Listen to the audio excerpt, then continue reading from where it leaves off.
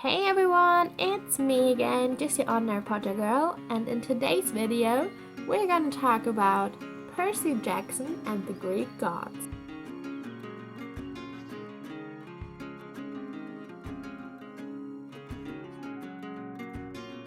Okay, so first of all, I want to say that this video contains no spoilers for Percy Jackson or Heroes of Olympus or this book itself, so this is a completely non-spoilery video, so you are safe if you haven't read Percy Jackson or Heroes of Olympus or anything from the whole Rick Riordan universe yet. Okay, so as the book says, it's Percy Jackson and the Greek gods. So Percy, who is a pretty famous guy, so Percy Jackson's in nearly all of these books from Rick Riordan. So basically that's all of these books here. Percy is in every single book.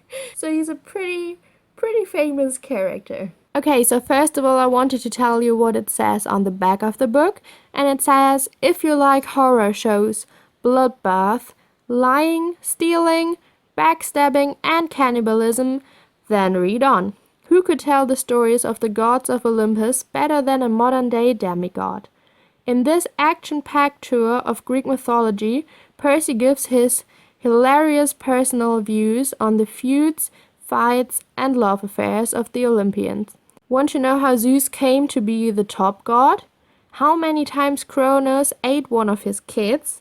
How Athena literally burst out of another god's head? It's all here in black and white. Okay, so as I just said, Percy narrates this book, in which we get a lot of background information on the Greek gods. So we don't see Percy actually doing anything, but still, if you know the Percy Jackson books, then you will see Percy's character shine through a lot in this book. Here in this book, every chapter is dedicated to a different god, and basically every of the big gods. Like, I know there are I don't know how many different Greek gods, but the kind of big ones have a chapter in this book. So here you can see the chapter titles, and we are back to funny chapter titles as we know already from Percy Jackson. So you can see that here is the beginning of the chapters for the different gods, and before that, so here this is just like background information to what led to the existence of the gods. So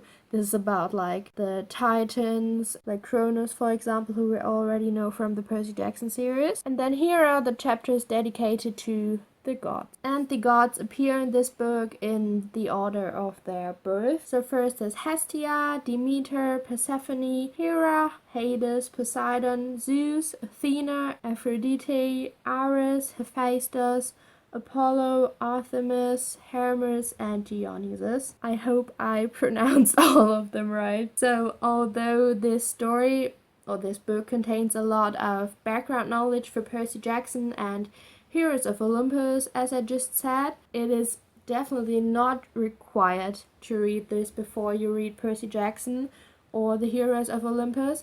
And in fact, I would say it is better to read this after you already read Percy Jackson and also the first books of Heroes of Olympus, because I think this was published after the House of Hades, so just before the Blood of Olympus. And because of that, this book has some references to Percy Jackson and the first books from the Heroes of Olympus series. And if you read this before you read Percy or Heroes of Olympus, you first of all won't get the references, so it will be less fun to read this book. And you also could be spoiled for the book. So if you are planning on reading Percy Jackson or Heroes of Olympus, then I would recommend first of all reading them and then read this. But if you're just interested in getting to know something about Greek mythology and you just want to have like kind of a funny narration and presentation of the stories, then you don't have to read Percy Jackson or Heroes of Olympus to be able to read the story. Like, it will make completely sense to you, or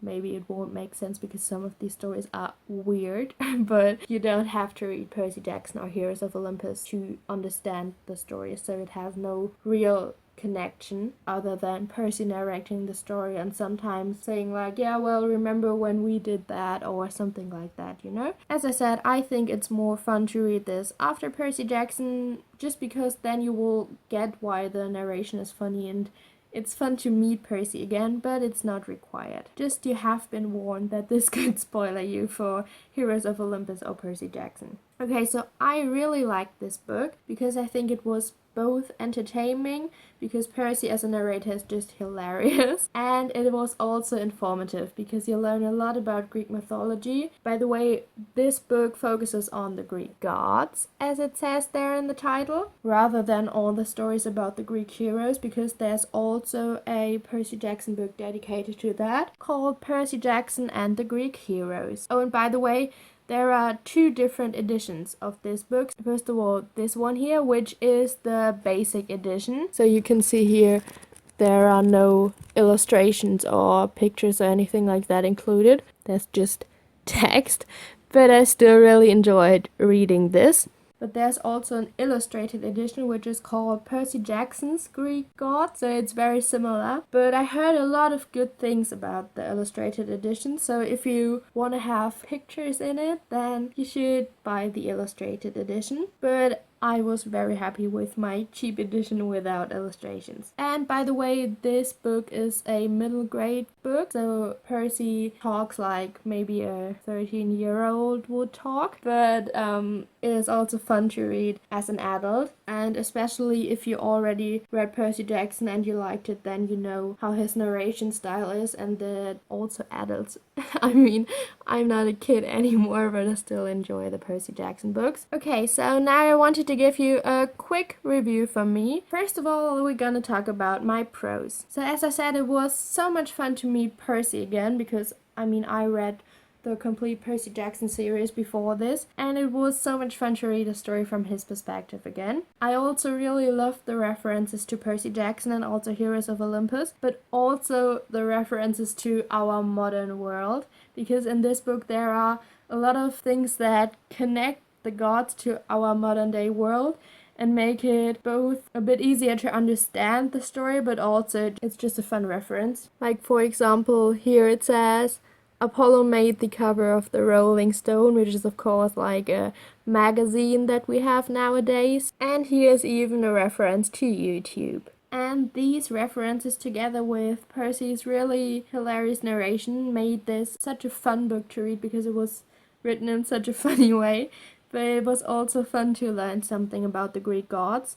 And the writing style was really captivating, so it also kept me interested and reading even when the storyline itself was not that interesting in some parts. It was also really fast-paced, and you also understand a lot of sayings that have something to do with Greek mythology because their origins are explained in this book. For example, Pandora's box, you will get why people say this if you read this book. And when you already read Percy Jackson, this gives you some background information, and also Percy's character shines through in some parts, so it was really fun meeting him again.